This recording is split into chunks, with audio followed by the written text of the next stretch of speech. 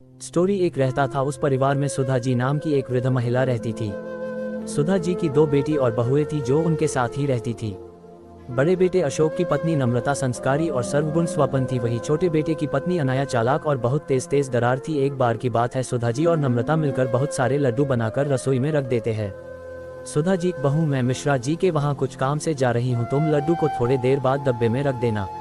ये बोलकर सुधा जी बाहर चली जाती है। नम्रता अपने बेटे की आवाज़ सुनकर उसे देखने चली जाती है। तभी अनाया रसोई में आती है। शुद्ध देशी घी के लड्डू देख उसके मुंह में पानी आ जाता है और एक लड्डू खा लेती है।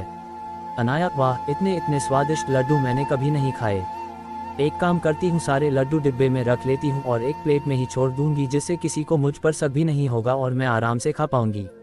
वह लड्डू की प्लेट उठाकर एक डिब्बे में भरकर चुपके से अपने कमरे में ले जाती है और प्लेट में एक लड्डू वही छोड़ देती है। अपने कमरे में जाकर अनाया पेट भर लड्डू खाती है।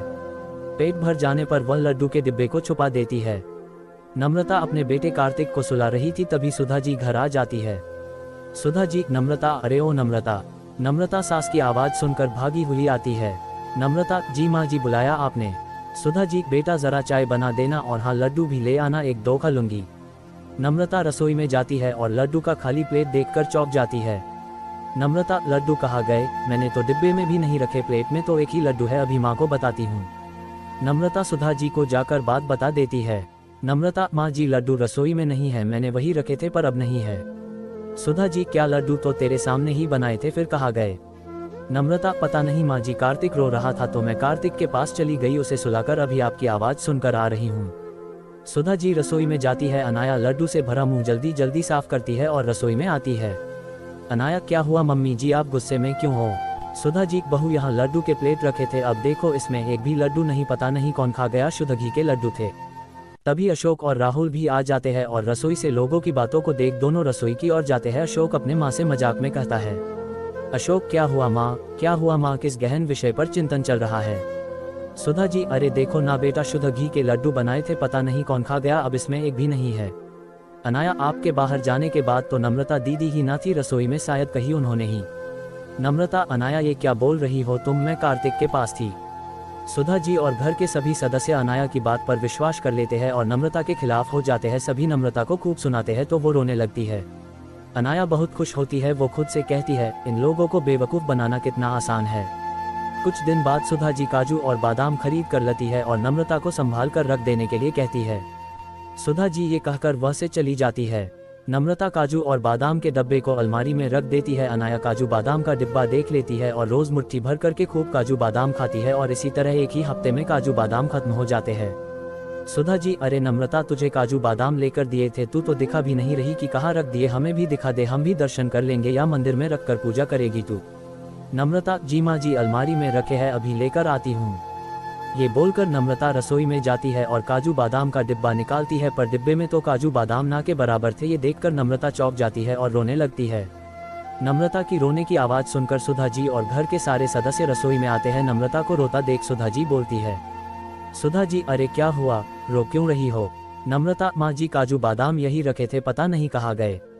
सुधा जी, क्या 4 दिन पहले ही तो लाई थी काजू बादाम का डिब्बा और खत्म भी हो गया।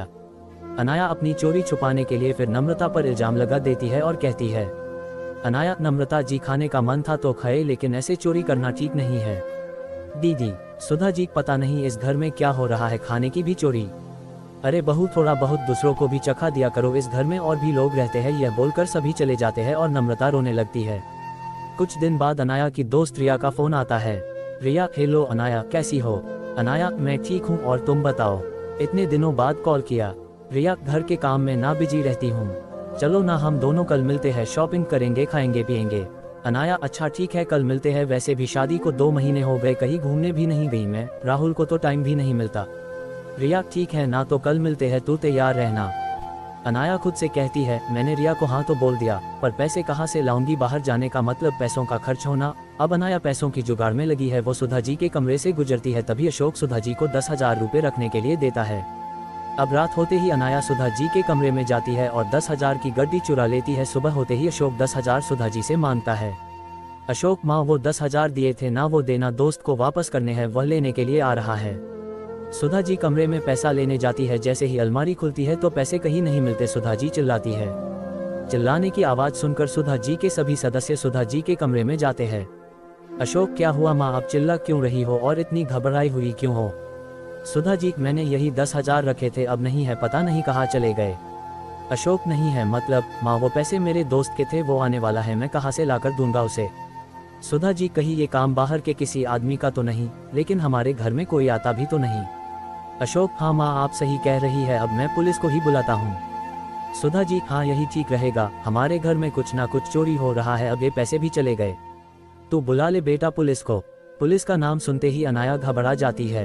अशोक का दोस्त पैसे लेने आता है, ये देखकर नम्रता जल्दी से अपने कमरे में जाती है और अपने बचाए हुए पैसे लाकर अशोक को दे देती है। नम्रता के पास 10,000 देखकर सब लोग नम्रता पर शक करने लगते हैं। सुधा जी, ये पैसे कहाँ से आए तुम्हारे पास बहू? नम्रता, माँ जी, ये हमारे बचत किए हुए पैसे हैं। सुधा जी, बचत किए हुए या फिर चुराए हुए? देख बहू, सच बता दे। अनाया की जान में जान आती है, वो भी नम्रता को कहने लगती है।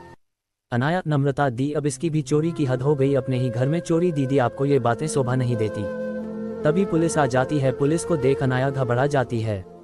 पुलिस नम्रता से पूछताछ करती है और नम्रता बेगुनाह साबित होती है। फिर पुलिस जब घर में एक एक कमरे की तलाशी लेती है, अनाया पूरी तरह से घबरा जाती है, क्योंकि अब पुलिस अनाया की कमरे की तलाशी ले रही है। पुलिस को नोट की गड्डी अलमारी में कपड़े के नीचे रखे मिल जाती है, साथ में काजू बादाम का डिब्बा और 1-2 लड्डू भी। सब चौंक जाते हैं। अनाया फुट फुट कर रोने लगती है। अनाया, माफ़ कर दीजिए, मुझसे गलती हो गई, माफ़ कर दीजिए। सुधा जी, सब कुछ तुमने चुराया और मेरी बहू नम्रता को दोषी बनाया। अनाया रोने लगती है और नम्रता से भी माफ़ी मांगती है। नम्रता, कोई बात नहीं अनाया, तुम्हें इस घर में चोरी करने की कोई ज़रूरत नहीं है। तुम्हें कुछ भी चाहिए तो तुम हम सबसे कह सकती हो, तुम्हारी एक गलती ने तुम्हें कितनी बड़ी मुसीबत में डाल दिया था। अनाया, मैं आप सबसे माफ़ी मांगती हूँ, आगे से ऐसा कभी नहीं करूँगी। नम्रता अनाया को गले लगा लेती है और सुधा जी नम्रता से माफ़ी मांगती है और नम्रता सबको माफ़ कर देती है और अब से सब खुशी खुशी ज़िंदगी जीते हैं। उम्मीद करते हैं कि लालची 420 देवरानी स्टोरी